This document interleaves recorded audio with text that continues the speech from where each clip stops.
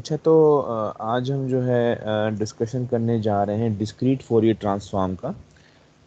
Actually हमने जो last week जो है हमने डिस्कशन किया था, it was just a kind of overview regarding the Z transform, because we have already completed the Z transform in signal system. So for just overview, we have just reviewed the Z transform and the inverse Z transform. And if you find any difficulty, then you can ask me regarding this. But now we are going to start the discrete Fourier transform. And before starting discrete Fourier transform, हम उसको जो है we have discussed discrete time Fourier transform, and we have discussed the problem regarding the discrete time Fourier transform, which was what was the two main problems. Can anyone identify these problems?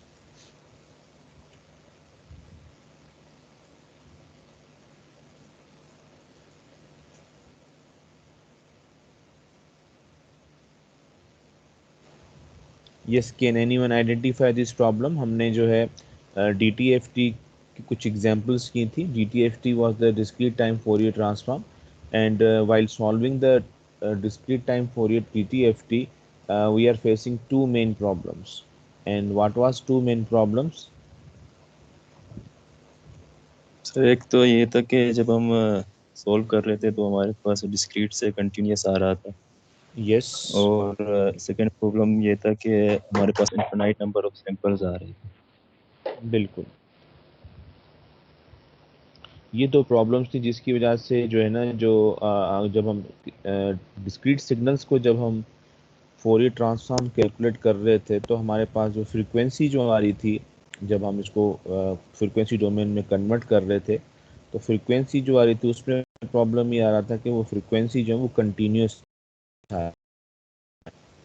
अब क्योंकि वो frequency continuous आ रही है, इसकी वजह से जो है ना, ये जो है आपके पास रिजल्ट डिस्क्रीट नहीं आ रहा है। और दूसरा ये है कि आपके पास जो जब हम इसको सबमिशन कर रहे हैं for the period of infinity, minus infinity to infinity और जीरो टू इन्फिनिटी, तो आपके पास इनफाइनाइट नंबर ऑफ सैंपल्स आ रहे हैं। जब इनफाइनाइट नंबर ऑफ सैंपल्स आ रहे हैं तो obviously it requires a lot of memory, so it means कि we have to do something to solve this problem. तो हमने इसका हल क्या निकाला था? हमने इसका हल ये निकाला था कि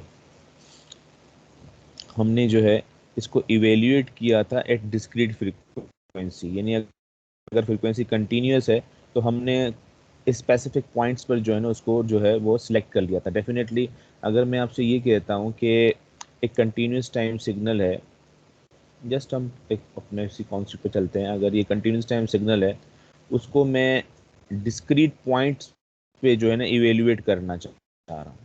तो डिस्क्रीट पॉइंट्स पे इवेल्युएट करने का मकसद ये है कि it means I am going to sample this signal, और जब हम इसको सैम्पल करते हैं तो आपके पास ये चीज़ आ जाती है।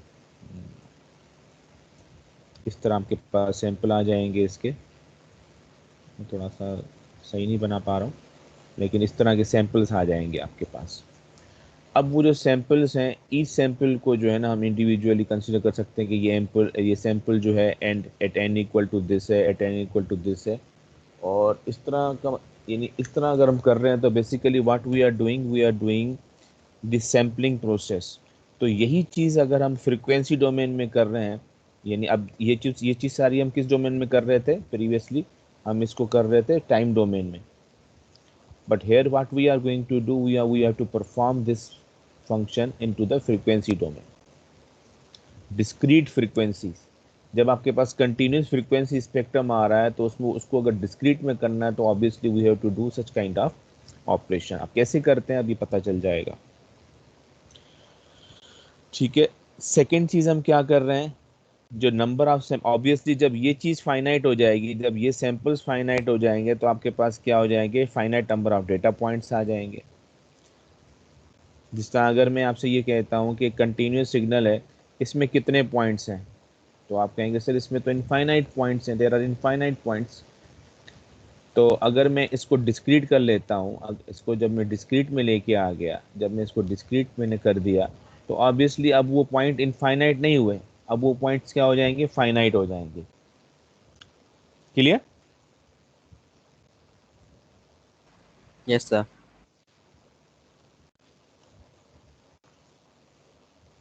Yes 70. यस सर क्लियर है।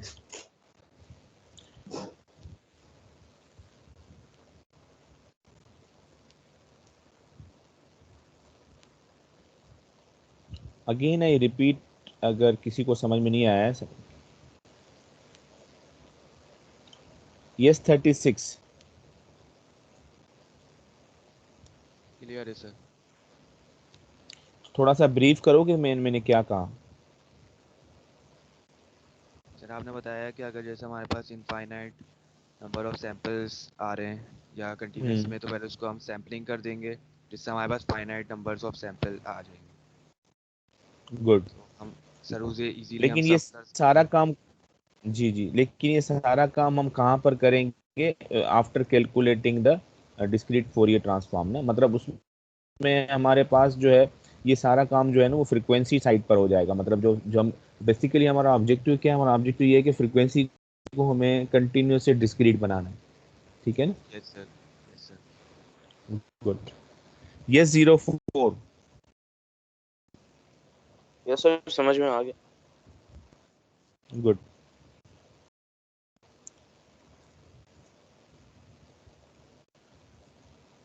अच्छा, तो इसको हल कर यानी इस प्रॉब्लम को ओवरकम करने के लिए हम बेसिकली करते क्या हैं कि हम डिस्क्रीट फोरियर ट्रांसफॉर्म यूज करते हैं, दैट इज अ डीएफटी।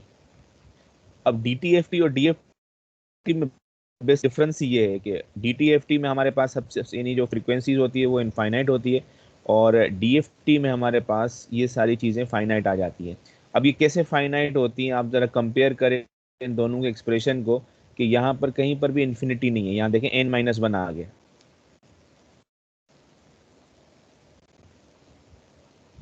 और ये इसकी यस सिंथेसिस सर। है, यानी इसका मतलब कि ये आईडीएफटी है। अब देखो यानी बेसिक जो डिफरेंस है ना डीटीएफटी और डीएफटी में, क्योंकि आगे सारा डीएफटी को ही हम यूज करेंगे, क्योंकि डीएफटी में फाइनाइट है, तो हम फाइनाइट साइड पर ही जाते हैं इंस्टेड ऑफ इनफाइनाइट। तो this is basically IDFT which is considered as a synthesis equation, and this is DFT which is analysis equation. अब दोनों एक्सप्रेशन में जो डिफरेंस आ रहा है ना, अब डिफरेंस देखो क्या आ रहा है। हमने बेसिकली किया ये है कि चले मैं पहले आप लोगों से पूछता हूँ कि अगर मैं डीटीएफटी के एक्सप्रेशन को और डीएफटी के एक्सप्रेशन को आपस में कंपेयर करूं तो क्या डिफरेंस आ रहा है?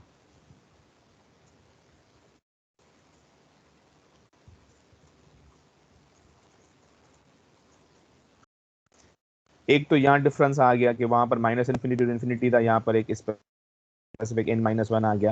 What is capital N?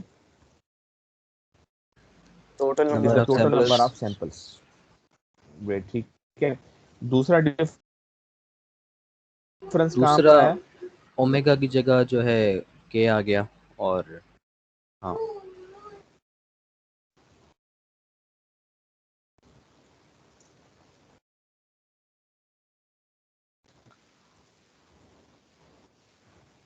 Ji, if you compare this expression with the DTFT, ये एक्सप्रेशन था DTFT का।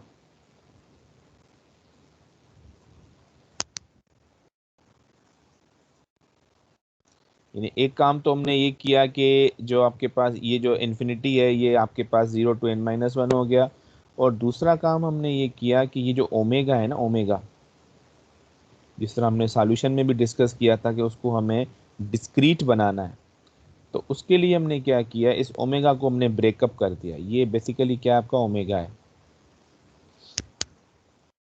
ओमेगा क्या होता है? Omega equal to what? 2 pi F होता है। 2 पाई, जी 2 पाई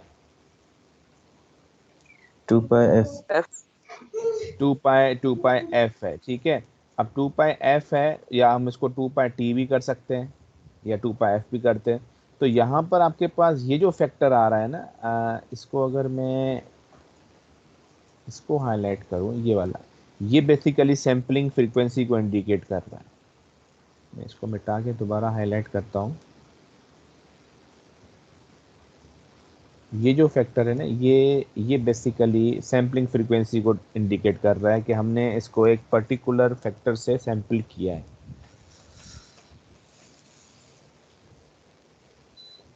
क्लियर?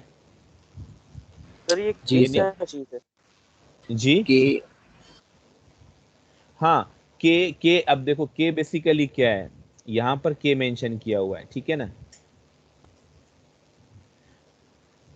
के इंडिकेट करेगा कि आपकी सैंपल की पोजीशन क्या है, ठीक है। अब ये क्लियर हो जाएगा, मैं आगे चलता हूँ, थोड़ा सा क्लियर हो जाएगा सर ये वो इसकी जो। ऐसे जी क्यों बता रहा है कि सैंपल की पोजीशन क्या है, मतलब फर्स्ट सैंपल है या सेकंड सैंपल है? हाँ, एक्चुअली होता ये है, अभी अभी अभी थोड़ा, बस थोड़ी देर रुक जाओ, अभी इसका डिफरेंस हमें पता चल जाएगा। आप बिल्कुल सही पॉइंट आउट कर रहे हैं कि सर स्मॉल एन जो है ना वो पोजीशन इंडिकेट कर रहा है, और कैपिटल एन जो है ना वो total number of sample indicate कर रहा है। के बेसिकली क्या कर रहा है अभी पता चल जाएगा के क्या चीज़ है, ठीक है, थोड़ा सा वेट कर लो। अच्छा, बाकी चीज़ समझ में आ रही है? यस सर, बाकी सही। ठीक है ना, यानी यस सर। हमने ओमेगा को क्या किया, एक पर्टिकुलर सैम्पलिंग से उसको जो है ना ब्रेकअप किया हुआ, ठीक है।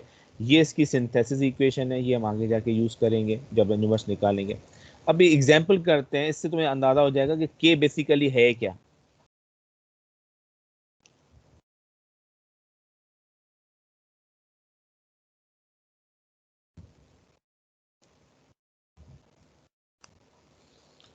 अब देखो, whenever it is required to calculate DFT we have to mention कि कितने पॉइंट का DFT है, ठीक है। कितने पॉइंट का DFT का मतलब ये है कि आपके पास आपको एक सीक्वेंस दी गई है, जिस तरह यहाँ पर एक सीक्वेंस दी गई है xn is equal to cos n pi by 4। अब इसमें कहा गया है कि find the 4 point DFT of this sequence. इस तरह 8 पॉइंट भी हो सकता है, इसी तरह 16 पॉइंट भी हो सकता है, इस तरह आपके पास कितने भी पॉइंट्स का हो सकता है, लेकिन ये जनरली इस तरह मल्टीपल ऑफ होता है कि 2 4 8 16 इस तरह डबल होता जाता है। Compute corresponding phases amplitude spectrum, ठीक है। अब आपको डिफरेंस पता चल रहा होगा कि जिस तरह अगर हमें किसी भी, आपको डिफरेंस पता चल रहा होगा कि अगर मैं किसी भी सीक्वेंस का DTFT निकाल रहा था तो वहां पर हमें कहीं पर भी पॉइंट्स मेंशन नहीं करने पड़ रहे थे, हम सिंपली ये कर रहे थे calculate the DTFT of this function, ठीक है। But whenever we are calculating the DFT, आप यू शुड मेंशन द कितने पॉइंट है, it is given in the question कि आपको कितने पॉइंट का DFT चाहिए। जिस तरह इस क्वेश्चन में आपको 4 पॉइंट DFT चाहिए। Now, when it is given 4-point DFT, it means what? The total number of sample should be 4. तो यहाँ पर n इक्वल टू क्या हो जाएगा,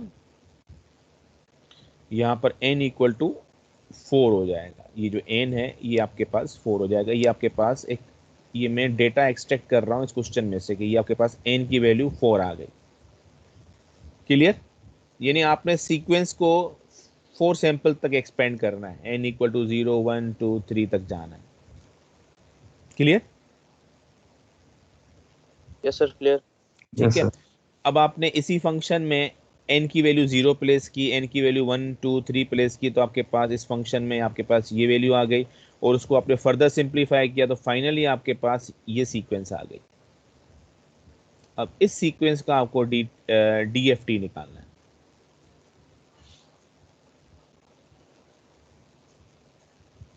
सर ये 0 से 3 तक क्यों गए, मतलब नेगेटिव से भी जा सकते थे। नहीं, एक्चुअली होता ये कि whenever you are calculating DFT, तो आपको जो है ना, जिस तरह अगर मैं आपसे ये कहता हूँ कि अगर 4 पॉइंट DFT आप ये कहना चाह रहे हैं कि 4 पॉइंट DFT, अब देखो इसका एक्सप्रेशन देखो ना, इसके एक्सप्रेशन में क्या मेंशन किया हुआ है कि आपके पास ये स्टार्टिंग कहाँ से होगी, या ये क्या लिखा हुआ है, सर 0 से 0 से स्टार्ट होगी। तो जब भी हम स्टार्ट लेते तो यहाँ पर 0 से स्टार्ट देना पड़ेगा हमें, क्योंकि एक्चुअली जब सैंपल्स की बात हो रही होती है तो सैंपल्स में हमेशा जब हम DFT लेंगे तो वहाँ पर आपको ये चीज़ मेंशन की हुई होगी। तो जब 4 पॉइंट DFT है या 8 पॉइंट DFT है तो आपको ये नहीं कंफ्यूज नहीं होना कि यार अच्छा फिर मैं नेगेटिव से भी ले सकता हूँ।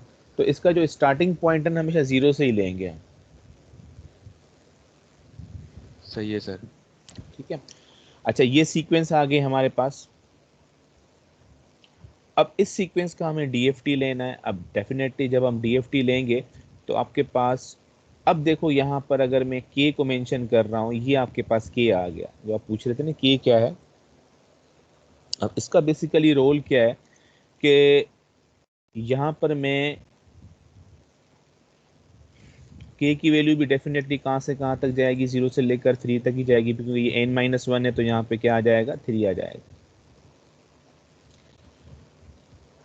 तो ये आपके पास एक्सप्रेशन आ गया। अब मैं फॉर के इक्वल टू 0, अब यहाँ पर देखें कि मुझे के इक्वल टू 0 के लिए जब मैंने प्लेस किया है तो आपके पास इस एक्सप्रेशन में जहाँ भी के है वो इक्वल टू 0 हो जाएगा।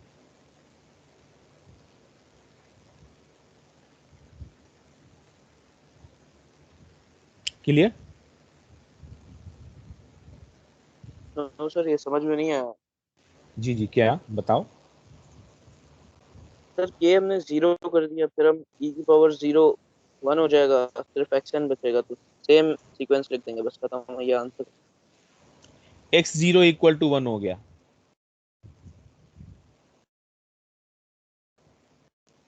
x of 0 is equal to 1। Sir उनको सम अप भी कर देंगे सारे पॉइंट्स को। जी ठीक है सर। ठीक है। अब x ऑफ 0 आपने 1 कैसे लिया, मैं थोड़ा सा इसको एक्सप्लेन कर देता हूँ कि आपने जो डीएफटी का एक्सप्रेशन है उसमें जो है ना के की वैल्यू जब आपने 0 प्लेस की तो 0 प्लेस करने के बाद आपके पास ये एक्सप्रेशन आ गया। इस एक्सप्रेशन के बाद क्योंकि आपके पास ये 0 है तो ये एक्सपोनेंशियल फंक्शन तो आपके पास 1 हो गया, तो आपके पास ये चीज़ आ गई। जब आपने यहाँ पर इसको एक्सपेंड किया तो एक्सपेंड करने के बाद आपके पास ये चीज़ आ गई n इक्वल टू 0 1 2 3 भैया। अब क्योंकि आपको समीशन की साइन है, सारे आपने वैल्यू सम की, तो आपके पास x ऑफ 0 ये आ गया। अब ये x ऑफ 0 आपके पास ये आ गया, ये आपके पास फर्स्ट रिजल्ट हुआ।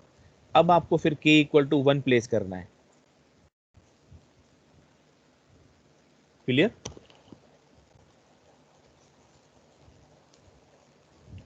जब आपने इसमें k इक्वल टू 1 प्लेस किया तो again you have to perform the same steps. यानी क्या स्टेप्स हैं, इसी एक्सप्रेशन में आपने k इक्वल टू 1 प्लेस किया। जब k इक्वल टू 1 प्लेस किया तो आपके पास ये क्या आ गया, xn e minus J pi by n। आपने इसको एक्सपेंड किया। एक्सपेंड करने के बाद जब आपने इसको सॉल्व किया, जिस तरह e0 1 है और x 1 है, और ये आपके पास जिस तरह ये आपके पास क्या है, e की power minus J pi by 2 है। आई थिंक इसका भी कोई एक्सप्रेशन बनता है, आई थिंक ये -1 या -j के इक्वल बनता है, ये आप चेक कीजिएगा। मैंने एक्सपोनेंशियल जब कॉम्प्लेक्स एक्सपोनेंशियल फंक्शन की प्रॉपर्टीज बताई थी उसमें मैंने बताया था शायद -j के इक्वल होता है। बहरहाल दे दिया तो उसको सॉल्व कर लें। cos 90 माइनस जे साइन 90 करें तो क्या होता है, cos 90 क्या होता है, 0। cos 90 0 होता है। cos 90 0 होता है और साइन 90 1 होता है, तो ये हो जाएगा -j के इक्वल हो जाएगा। ये -j के इक्वल हो जाएगा। और ये 180 है तो cos 180 ये 1 के इक्वल हो जाएगा। यहाँ पर ये वाला फैक्टर 1 के इक्वल होगा ना, क्योंकि साइन 80 यस सर। साइन तो आपके पास साइन 180 0 हो जाता है, तो ये 1 के इक्वल हो गया। और ये इसका मल्टीपल है, ये क्या हो जाएगा, -j3 π/2। इसको भी सॉल्व करेंगे तो जो रिजल्ट आ रहा है, अगेन अपने पास इसको ज़रा सॉल्व कीजिएगा, मुझे बताइएगा क्या रिजल्ट आ रहा है इसका। ये 3π/2 है, -j3, हाँ 3π/2 है।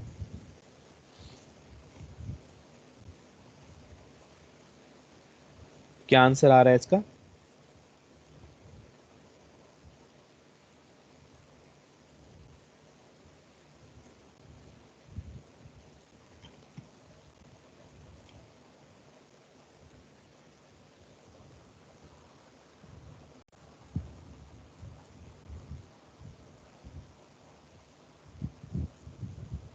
सर 0 आ रहा है। 0 आ रहा है। Yes sir, cos 3 π/2 upon sin 3 π/2। ठीक है। -j आएगा। मेरे ख्याल में माइनस जे आना चाहिए क्योंकि ये उसी का ही मल्टीपल है ना, उसी का ही मल्टीपल है। माइनस जे आएगा, sin 3π/2 -1। तो अब इसमें आप वैल्यू प्लेस इसमें आप वैल्यू प्लेस करके देखो, x0 x1 x2 x3 की वैल्यू प्लेस करके देखो तो आपके पास ये रिजल्ट आना चाहिए। अगर ये आ रहा है तो इट्स करेक्ट। सर उसका तो माइनस जे ही आ रहा है। हाँ माइनस जे ही आएगा क्योंकि वो मल्टीपल है ना, देखो यहाँ पर इसका माइनस जे आ रहा है तो वो उसी का मल्टीपल ही तो है 3π/2। जी सर।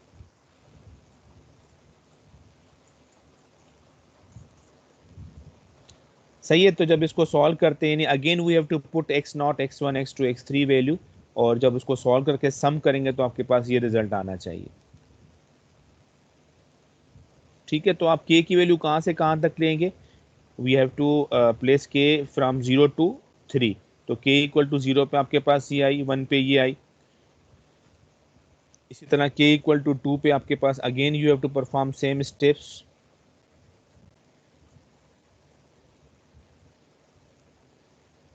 ये आया।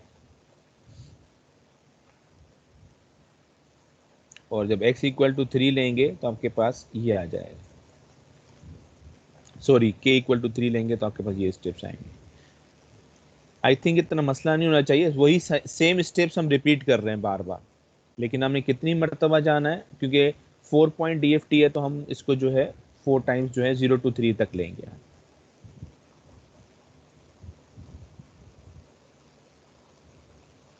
क्लियर?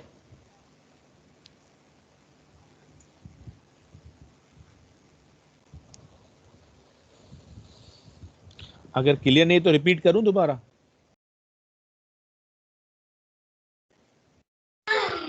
चलिए खुद से सॉल्व करेंगे तो ज़्यादा क्लियर होगा। कोई नहीं अगर नहीं, वो मसला तो होगा तो मुझसे पूछ लेंगे। बिल्कुल, सिर्फ मैं सिर्फ ये समझाना चाह रहा हूँ कि स्टेप्स क्या हैं। आप खुद से सॉल्व करेंगे रिजल्ट तो आ जाएगा, लेकिन once you understand the steps किस तरह फॉलो किए जा रहे हैं वो मैं समझाना चाह रहा हूँ। स्टेप्स जी तो सर, समझ आ स्टेप्स तो गए। समझ आ गए। ठीक है, अब मुझे ये बताएं, आप सबसे पूछ रहा हूँ कि व्हाट इज के?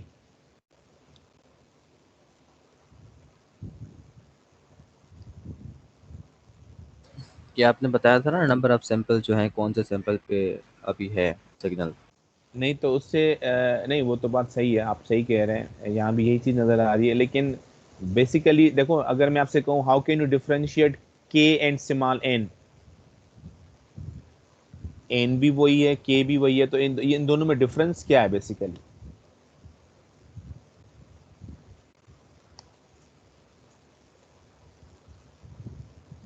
सर के की वैल्यू से हम एम्पलीट्यूड निकाल रहे हैं, यही लग के रहा है। की वैल्यू से एम्पलीट्यूड निकाल रहे हैं, चलें ठीक है। और थोड़ा सा मुझे यानी अ, इतना अप्रोप्रिएट आंसर तो नहीं है लेकिन थोड़ा बहुत सही है। Anyone else?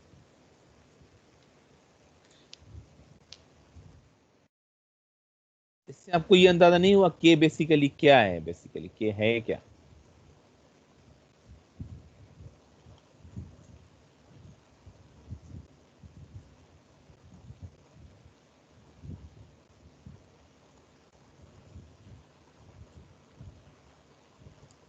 देखो, जब हम डीएफटी की बात कर रहे हैं तो डीएफटी में हमारे पास हम क्या करना चाह रहे हैं कि हम फ्रीक्वेंसी को डिस्क्रीट करना चाह रहे हैं। फ्रॉम कंटिन्यूस से फ्रीक्वेंसी को हम क्या करना चाह रहे हैं? डिस्क्रीट करना चाह रहे हैं। तो जब हम फ्रीक्वेंसी डोमेन में उस डिस्क्रीट फ्रीक्वेंसी को आइडेंटिफाई करेंगे तो हम स्मॉल एन से तो नहीं करेंगे ना, because small N is already dedicated to the samples in time domain. लेकिन जब आपके पास वही फ्रीक्वेंसी जब डिस्क्रीट हो जाती है इन फ्रीक्वेंसी डोमेन, तो हमें कोई और अल्फ़ाबेट चाहिए जिसके थ्रू हम नोटिफाई कर सकें कि this indicate a discrete frequency. आवाज़ आ रही है मेरी? जी यस सर। सर, आवाज आ रही। So this k is basically a frequency component which indicates कि इंडिविजुअल फ्रीक्वेंसी क्या क्या आ रही है आपके पास। जो स्मॉल k ने ये चीज़ इंडिकेट करता है। अब हमने जब k इक्वल टू 0 लिया, तो हमने वहाँ पर इस पूरे एक्सप्रेशन में सिर्फ यहाँ पर k की जगह 0 प्लेस कर दिया, और जो हमें रिजल्ट मिला वो रिजल्ट मिला एट k इक्वल टू 0, आपके पास जो है ये आपके पास का मैग्नीट्यूड आया। इसी तरह जब आपने उसको k इक्वल टू 1 ले लिया, तो यानी ये बेसिकली हम क्या कर रहे हैं, हम सैम्पलिंग कर रहे हैं इन टर्म्स ऑफ फ्रीक्वेंसी। तो सैम्पलिंग कर रहे हैं इन टर्म्स ऑफ फ्रीक्वेंसी, तो आपको इस तरह प्लेस करना पड़े, इस तरह वहां पर हम टाइम डोमेन में कर रहे थे तो उसमें आप n इक्वल टू 0 1 2 3 ले रहे थे, तो ऑब्वियसली यहाँ आप n नहीं ले सकते क्योंकि n तो ऑलरेडी आपने यूज किया हुआ है। तो यहाँ पर आप क्या लेंगे, स्मॉल k लेंगे, which indicates a discrete frequency. Clear? Yes sir. एक बार बता दें, रिपीट कर देंगे, ये वाला समझ में नहीं। जी, मैं ये कह रहा हूँ कि अगर मैं आपसे पूछूं स्मॉल n क्या है? सर जिस सैंपल की हम बात कर रहे हैं उसकी बात। जी जी, उस सैंपल की पोजीशन को इंडिकेट कर रहा है कि n equal to 0 n equal to 1, यही हो रहा है ना? Yes sir. अब ये बेसिकली क्या है, this is in the time domain. Clear? Yes sir, ठीक है। अब अगर फ्रीक्वेंसी आपके पास GTFT में कंटिन्यूस आ रही है और आप उसको सैंपल करके डिस्क्रीट कर रहे हैं, तो वो इंडिविजुअल फ्रीक्वेंसी है, उसको आप जो नोटेशन यूज कर रहे हैं, उसको इंडिकेट आइडेंटिफाई करने के लिए जो नोटेशन यूज कर रहे हैं, दैट इज k।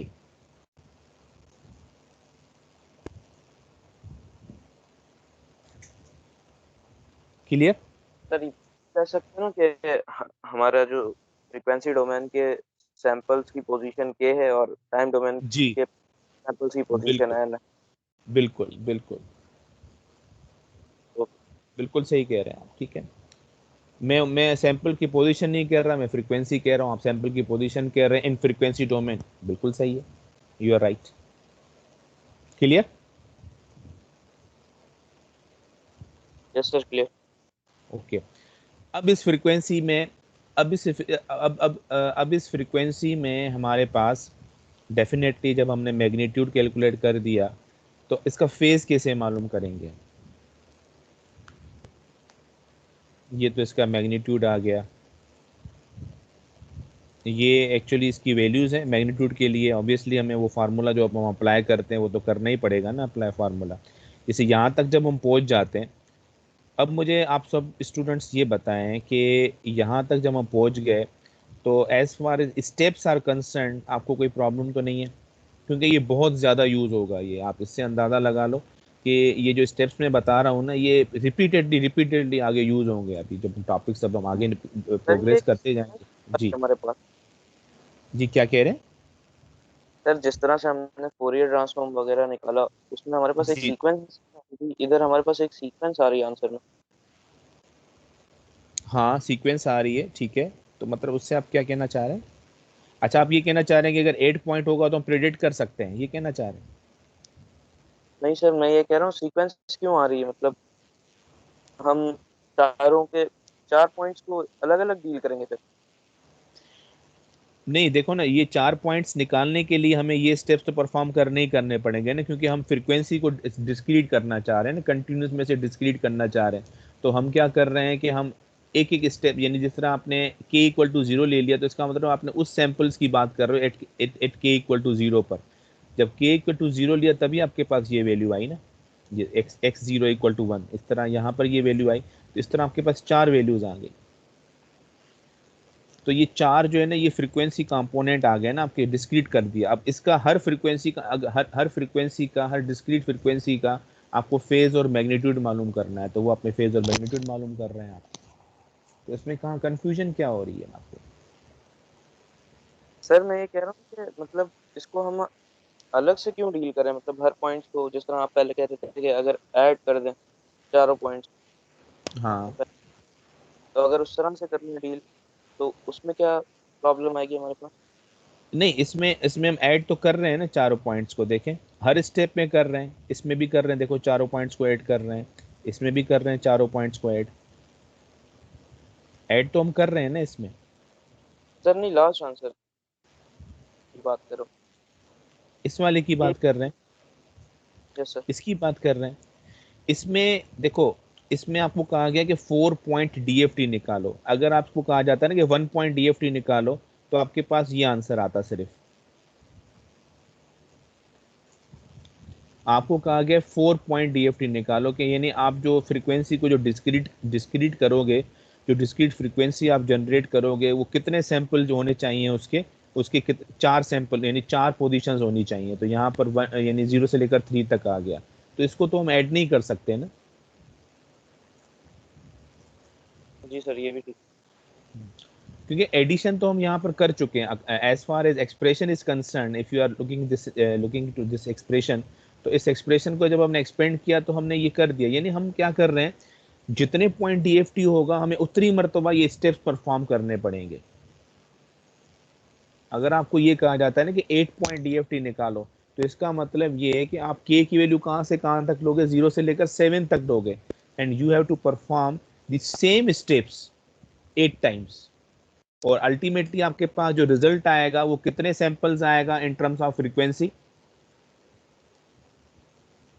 रेट ही आएंगे फिर हम। 8 सैंपल्स आएंगे, 8 sample. But these samples are frequency sample, not time samples. यानी इसी वजह से हम यहाँ पर देखो के मेंशन कर रहे हैं, ये के मेंशन कर रहे हैं। आप ये समझ ये आप ये समझ लो, आप ये समझ लो कि ये बेसिकली मैंने रिजल्ट को एक साथ लिख दिया है। मैंने 4 रिजल्ट निकाले, वो 4 रिजल्ट को मैंने एक साथ लिख दिया है, लेकिन वो समीशन में नहीं कर सकता क्योंकि एक्सप्रेशन में समीशन नहीं है इस वक्त। हमने 4 रिजल्ट जो है ना वो एक साथ लिखे हुए हैं, बस ये किया हुआ है हमने। वो जो समीशन वाली बात है ना वो यहाँ पर आ गई। देखो ये समीशन हो रहा है सब में ना, ये समीशन हो रहा है। सही है सर, ठीक है। क्लियर? अच्छा, अब अगर हम यहाँ पर आ जाते हैं,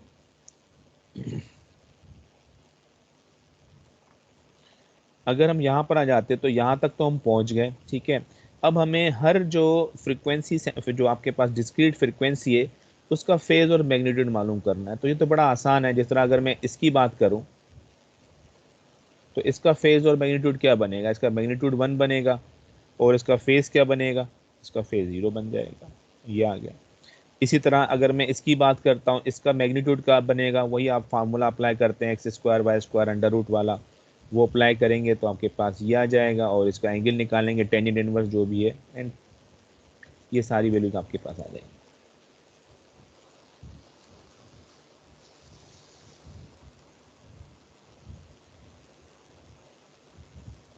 clear? Yes sir. Yes sir. Yes sir, clear.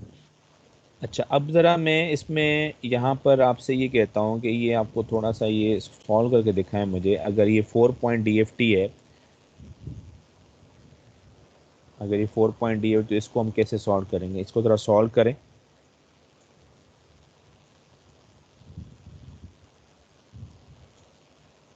मुझे सिर्फ इसके स्टेप्स बता दीजिएगा, मतलब मैं जो है ना आपको 2 मिनट के लिए पॉज करता हूँ, आप इसके जो है ना ज़रा मुझे एक्सप्रेशन सिर्फ बता दीजिएगा।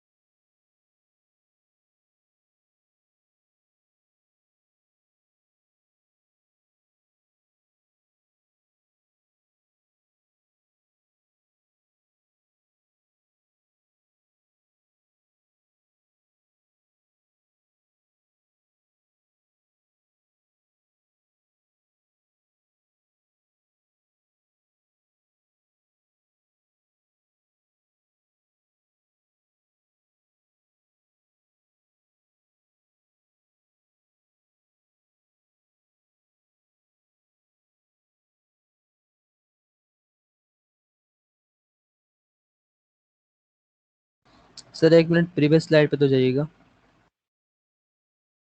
जी जी, क्या कह रहे हैं? प्रीवियस स्लाइड पे तो जाइएगा। हम्म।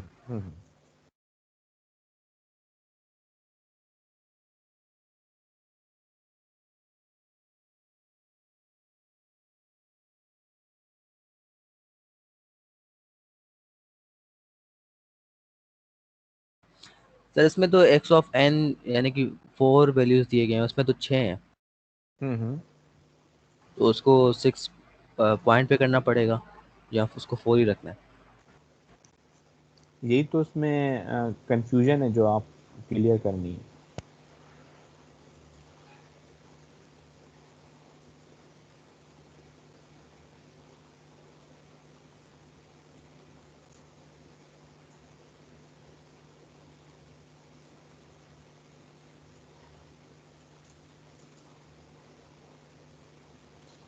यस 43 जो कंफ्यूजन सर बता रहे हैं जी। सर स्टार्टिंग के 4 एज्यूम कर लेंगे। स्टार्टिंग के 4 अज्यूम कर लेंगे, क्यों? सर 4 है ना, इसकी वजह से। देखो ना, अगर अगर मैं ये कह रहा हूँ 4 पॉइंट DFT है, तो 4 पॉइंट DFT 336 है, ठीक है। अब अगर मैं यहाँ पर, मेरे पास ये सैम्पल्स हैं, ठीक है, इसमें मैं इसका मैं 4 पॉइंट DFT निकालना चाहता हूँ। तो अगर मैं यहाँ पर देखता हूँ तो यहाँ पर मेरे पास 6 सैंपल आ जाएंगे, ठीक है, 0 to 5 आ जाएंगे, सैंपल्स आ जाएंगे, ठीक है। यहाँ पर मैं क्या मेंशन करूँगा, यहाँ पर मैं यहाँ पर मैं 0 to 5 मेंशन कर दूंगा, ठीक है, सही है। जी सर, ठीक है। लेकिन चेंजिंग जो आएगी यहाँ आएगी, सर के 0 से सर 3 तक केस ले। 0 से लेकर 3 तक हो जाएगा। अच्छा, मोस्ट ऑफ द केसेस में क्या होता है, मतलब ये मैंने जानबूझ के चेंज किया था। वैसे मोस्ट ऑफ द केसेस में क्या होता है, ये दोनों इक्वली होते हैं, तो आपको कन्फ्यूजन क्रिएट नहीं होती है। लेकिन ये मैंने जानबूझ के जो है ना, मैंने आउट ऑफ वो दिया था कि दोनों डिफरेंट अगर हो तो आप कैसे कर सकते हैं। अब अगर ये 0 to 3 है तो आपको अब बेसिकली क्या होगा, बजाय 6 डिस्क्रीट फ्रीक्वेंसी के आपके पास 4 आ जाएंगी ना। लेकिन जिस तरह आप कह रहे हैं ना कि शुरू वाले हम 4 सैंपल अज्यूम कर लेंगे, तो इस तरह होगा नहीं, क्योंकि एडिशन तो सबकी एक साथ होगी ना। जिस तरह अगर मैं इसको k = 0 के लिए सॉल्व करूंगा, तो इसमें मैं शुरू वाले 4 सैंपल नहीं लूंगा, इसमें तो पूरे के पूरे मैं 6 सैंपल ही लूंगा ना, तो वो एडिशन तो उस वक्त हो जाएगी सबकी, सही है सर, क्लियर है। ठीक है। लेकिन बाय डिफ़ॉल्ट होता ये है, यानी आप ये समझ लो कि 90% केसेस में ये होता है कि दोनों बराबर ही होते हैं, अदरवाइज हमारा लॉस है ना, इस वजह से सेम ही होता है। तो अगर कहीं गिवन नहीं हो तो you can take it as A equal, मतलब लॉस किस वजह से? यानी आप ये देख लेना कि आपके पास सैंपल 6 हैं, आपके पास 6 सैंपल हैं, तो होना तो ये चाहिए ना कि आपके पास जो आप डिस्क्रीट कर रहे हो उसको, तो आप 6 तक तो उसके फ्रीक्वेंसी कंपोनेंट लो ना। तो 2 तो आप ले रहे ही नहीं हो उसके फ्रीक्वेंसी कंपोनेंट, आप 4 तक ही रुक जा रहे हो आप। सही है।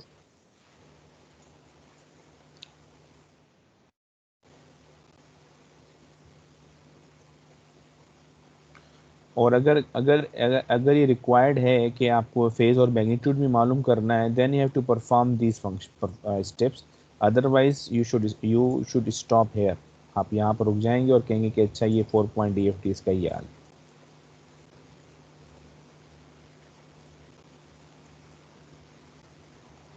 ठीक है। ठीक है सर। अच्छा, आप लोगों ने क्या एक्सप्रेशन बनाया आप में से? जिस तरह मैं अगर 36 को कहता हूँ कि आप इसको ज़रा दिखा सकते हैं मुझे,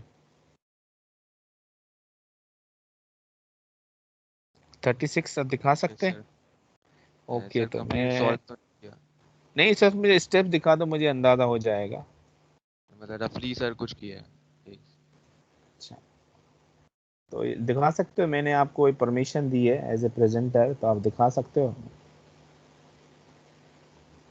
सर ये लैपटॉप, सर मोबाइल से पिक्चर सेंड करें?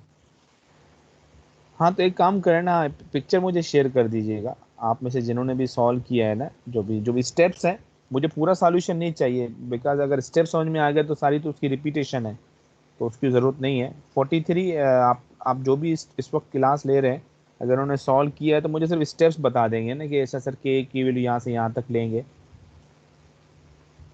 04 यस सर, सॉल्व करके भेज देंगे, मतलब जी जी, मुझे स्टेप्स मुझे वगैरह। मुझे इसकी एक स्नैप भेज दीजिएगा, ताकि मैं उसमें कोई करेक्शन है तो मैं देख लूँ।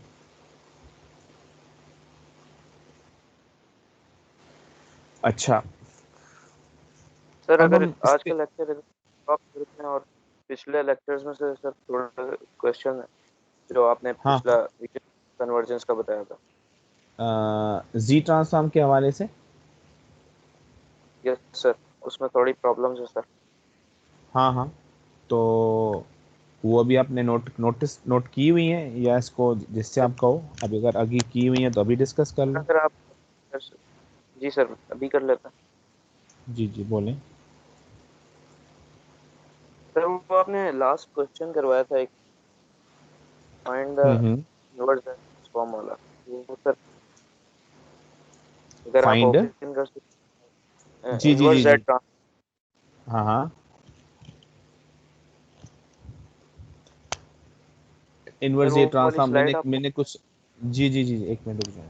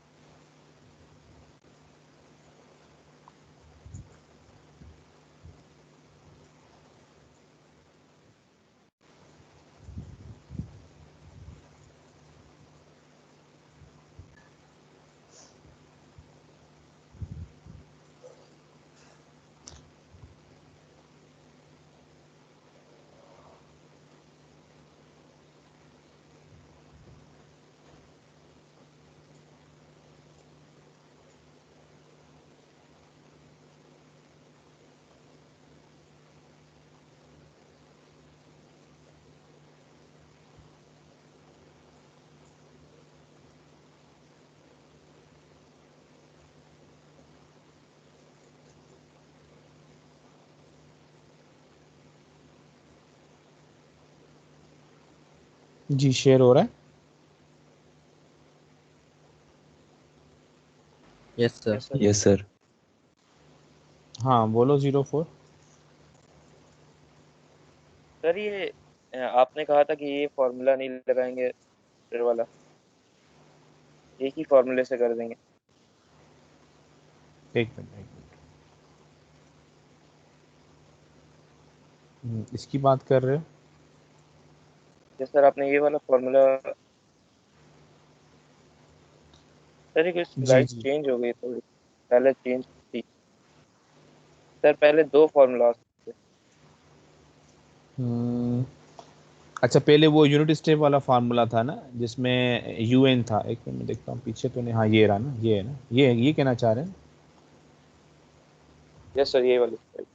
हम्म। हाँ बोलो। सर तो आपने कहा था कि सेकंड फार्मूला यूज नहीं करेंगे, हम 2 को -2 कर देंगे और फर्स्ट फार्मूला से ही सॉल्व कर लेंगे।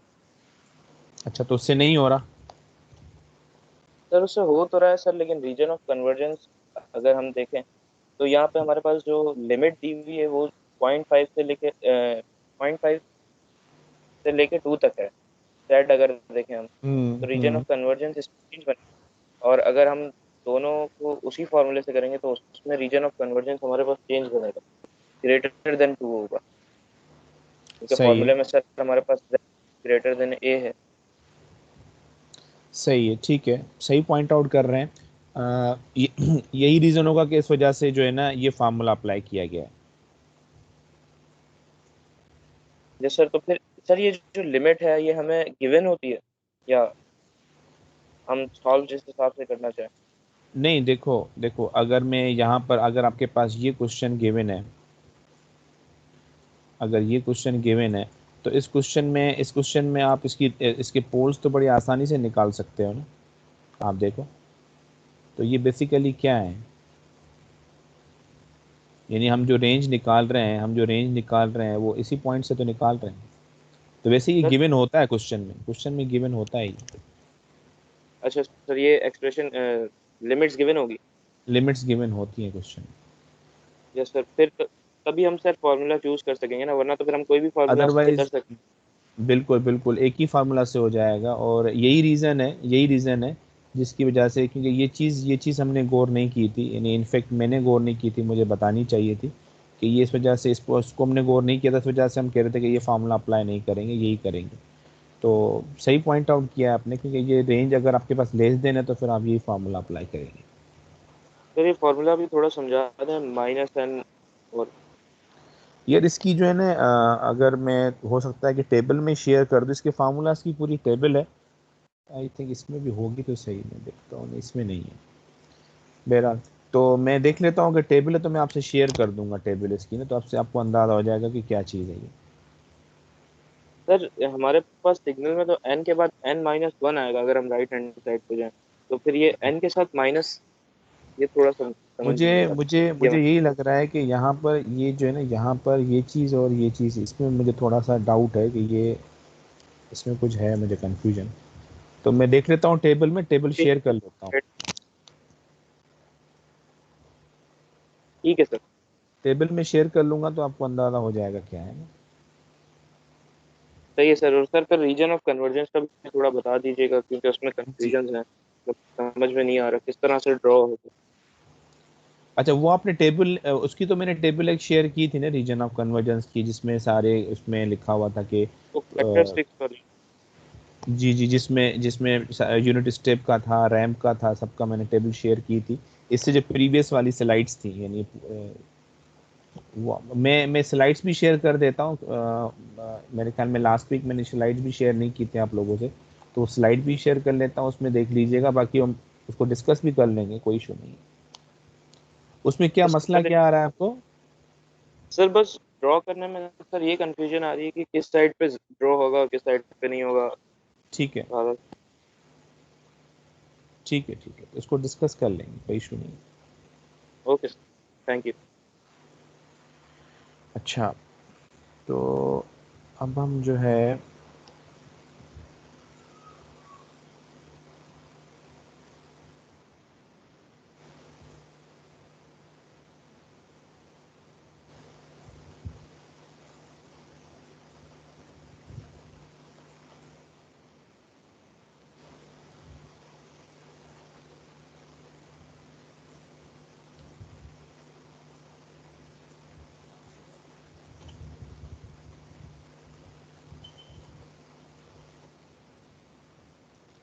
अच्छा हम दोबारा अपने स्लाइड पे आ जाते हैं। स्क्रीन मैंने शेयर किया है, नज़र आ रहा है? Yes sir. अच्छा, अब ये जो है ना, इसमें जो है ना, हम इसका इन्वर्स ले रहे हैं, ठीक है ना। अब आपके पास एक फाइंड द इनवर्स डीएफटी या आईडीएफटी ऑफ दिस क्वेश्चन। अब आपके पास एक्स के गिवन है ऑब्वियसली, जब हम डीएफटी मालूम कर रहे हैं तो एक्स एन एक्स के में कन्वर्ट हो जाएगा, और जब हम आईडीएफटी करेंगे तो एक्स के से हम वापस एक्स एन में वापस आना चाह रहे हैं। So this is the expression for calculating the IDFT. अब इसमें आपके पास स्टेप्स हैं।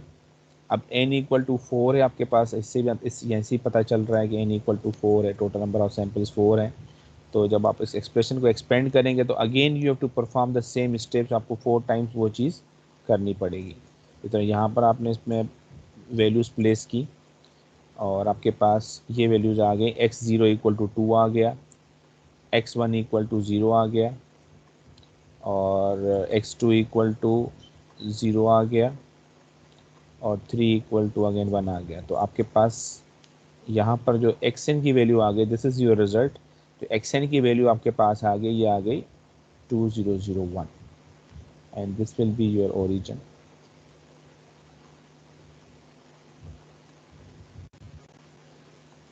ये आपके पास ओरिजिन आ गया।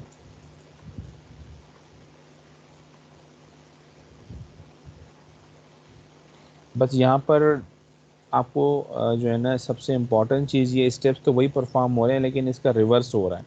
यानी in DFT we are calculating x of k, x of 0, x of 1, x of 2, but here we are calculating x of n. Clear? यहाँ पर जो रिजल्ट आपके पास आ रहा है, यहाँ पर जो रिजल्ट आ रहा है वो x ऑफ k की फॉर्म में आ रहा है, जबकि यहाँ जो रिजल्ट आ रहा है वो आपके पास x ऑफ n की फॉर्म में आ रहा है, because you are taking the IDFT of this function.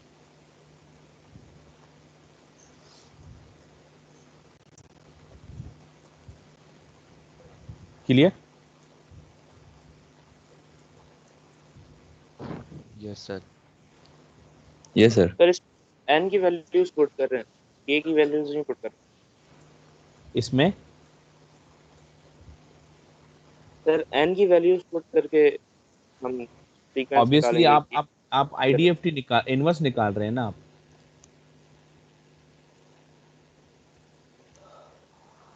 आप इनवर्स निकाल रहे हैं ना आप.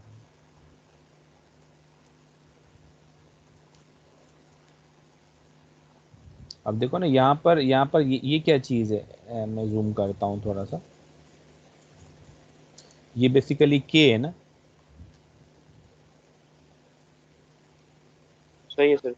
अब सारा काम रिवर्स हो गया ना. वहां पर यहाँ जब DFT निकाल रहे थे तो सब चीजें n की फॉर्म में थी, लेकिन हम k की वैल्यू प्लेस करते हुए उसको जितने पॉइंट DFT है हमने उसको उसी मरतबा वही चीज रिपीट की. अब यहाँ पर क्योंकि n की फॉर्म में है तो हम यहाँ पर k को हम यहाँ पर सम अप कर लेंगे, और यहाँ पर जितने टाइम्स हम IDFT निकाल रहे हैं तो यहाँ पर देखें हम n की वैल्यू 0 ले रहे हैं, n की वैल्यू 1 ले रहे हैं. यहाँ पर अगर आप गौर करें, यहाँ पर n की वैल्यू हम 0 ले रहे हैं, n की वैल्यू 1 ले रहे हैं, ये 2 और ये 3 आ. बट इन केस आप इनके एक जस्ट लेट मी कंप्लीट, जब जब जब हम n की जब यहाँ पर DFT ले रहे थे तो यहाँ पर k की वैल्यू आ रही थी. जी जी, क्या कह रहे हैं आप क्या कह रहे हैं? आज कुछ पूछ रहे थे जी. आप इनवर्स में n क्यों ले रहे हैं? क्या? ये आपने कहा है ना कि अगर हम इनवर्स निकालेंगे तो n यूज करें. जी जी जी. तो तो हम ये n क्यों, आपके ख्याल में क्या होना चाहिए? k ही होना चाहिए. तो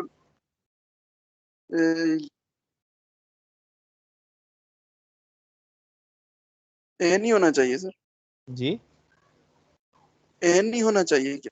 नहीं, n क्यों n नहीं होगा ना. देखो अब ये इसकी इक्वेशन है, ये है DFT की, ठीक है ना. ये इसकी DFT की इक्वेशन है अच्छा जो हमने सॉल्व किया, ठीक है. अब जब हम IDFT निकालेंगे तो ये IDFT की इक्वेशन है which is the synthesis equation. तो जब IDFT निकालेंगे, ये आपके पास IDFT आ गया ना. जब IDFT निकालेंगे तो आपके पास डेफिनेटली यहाँ से तो आपको k मिल गया. अब आपके पास ये अगर गिवन है तो आप किस चीज में इंटरेस्टेड है? आप n में इंटरेस्टेड है ना. जी सर. यानी ये दोनों इंटरचेंजेबल है ना. अगर मैं दोनों का इन्वर्स ले रहा हूँ तो जब हम DFT लेंगे तो xk से xk, IDFT लेंगे तो xk से xn में आ जाएंगे. जब DFT लेंगे तो आप क्या करेंगे? xn में से xk में आ जाएंगे. यही चीज हम यहाँ पर ले रहे हैं. अब यहाँ पर हम क्या ले रहे हैं? DFT ले रहे हैं, IDFT ले रहे हैं?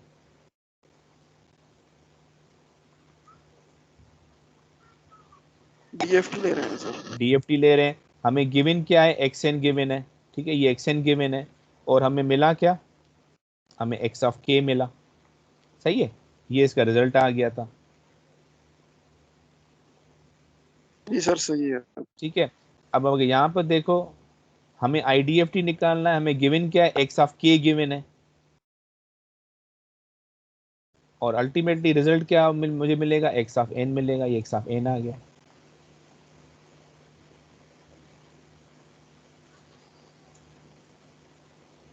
क्लियर? जी sir. Very good. Anyone else?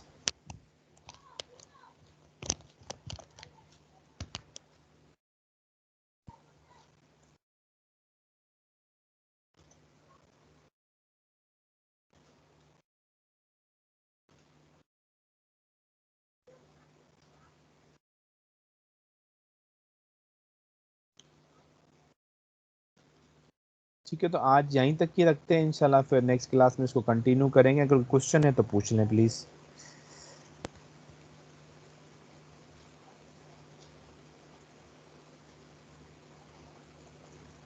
Yes, any question? No sir, बस ये स्लाइड सर शेयर कर दीजिएगा ताकि इसको हम जी जी प्रैक्टिस जी कर जी सकें। जी। वैसे मैं एंड ऑफ वीक करता हूँ, लेकिन अनफॉर्चुनेटली मेरे जहन से निकल गया, तो मैं अभी शेयर कर देता हूँ, ठीक है। जी sir.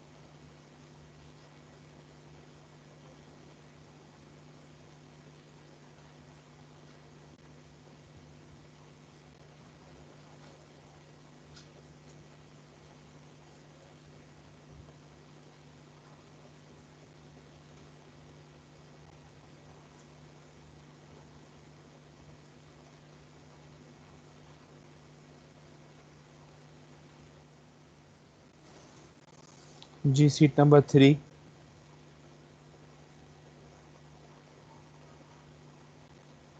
Present sir 3। Okay. 4।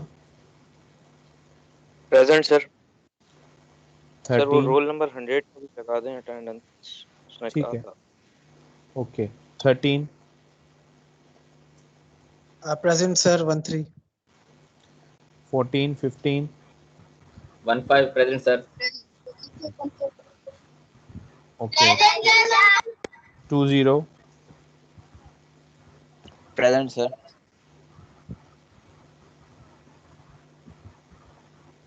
okay. Sir अभी अटेंडेंस में नाम आ गया लिस्ट में। एक minute, just wait wait wait. हाँ, आ गया। Good. Thank you sir. Attendance में भी नाम आ गया है, अब क्लास में भी तो इन्वॉल्व हो ना आप।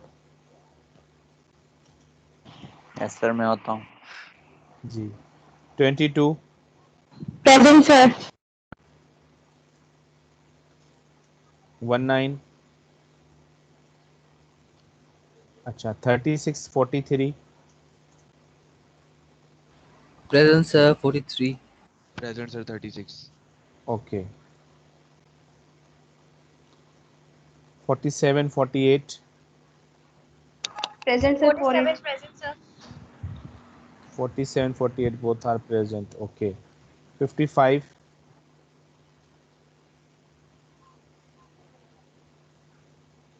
55 55 नहीं है। Okay. 59 present sir. 60 60 present sir. Okay. 64 64 present. 70 70 present. Okay. 72 74 72 present. Sir 70 66 की अटेंडेंस तो मार्क करिएगा। 66 तो जी। ऑनलाइन भी नहीं है। तो ऑनलाइन थे, आपको बताया था ना उनके इलेक्ट्रिसिटी का इस टाइम पे इशू होता है, अभी उसकी कॉल है तो उस वजह से आपको बोल रहा हूँ दोबारा। ठीक है। अच्छा, 60 72 74 76 जी sir. 78 79 78 present. 79। Present sir. Excuse me sir. Okay. जी जी बोलें। सर वो 95 की तो मार्क कीजिएगा, उनके साथ नेटवर्किंग इशू आ रहा है। ठीक है। Thank you sir. 83 Present, sir. Sir ji. Sir 74 लगा दें सर। मेरे माइक की आवाज नहीं आ रही थी सर पहले। ओके हो गया। ठीक। 83 Present, sir. 83. 80 85 55 yes sir. Sir, present 85। 55 sir. 55 आप कहाँ चले गए थे? ऑनलाइन होके चले गए थे बस? सर डिस्कनेक्ट हो गया सर। तो डिस्कनेक्ट हो गया तो फिर ऑनलाइन भी नहीं होना चाहिए ना। ऑनलाइन कैसे थे आप जब डिस्कनेक्ट हो गया था? डिस्कनेक्ट हो गया सर, ऑनलाइन था फिर डिस्कनेक्ट हो गया, फिर अच्छा ऑनलाइन हो सर। ठीक है, मैंने लगा दी attendance. 85 85 sir, present. Okay. 94 84 present. Okay. 99 99 present sir. 99 present. टर्मबेक 27 99 present sir. yes you are present. Trumbek 27 Trumbek 52 Term back 52 sir. Term back 5 to 52. okay. Trumbek 60 present sir. Ramek 60. okay. Trumbek 89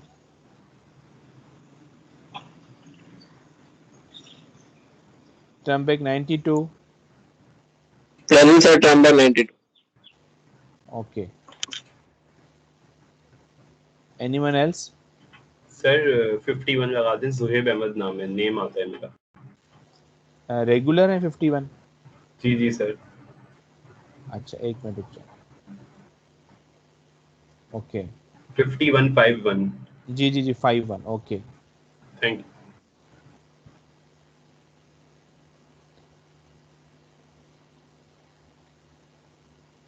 yes anyone else? Sir term by 52 का sir नाम तो आ रहा है, मतलब number तो आ रहा है ना सर अल्टरनेट शीट में? नहीं बस सही है, आपका नंबर आ रहा है, मैंने उस पर लगा दिया। ठीक है, थैंक यू।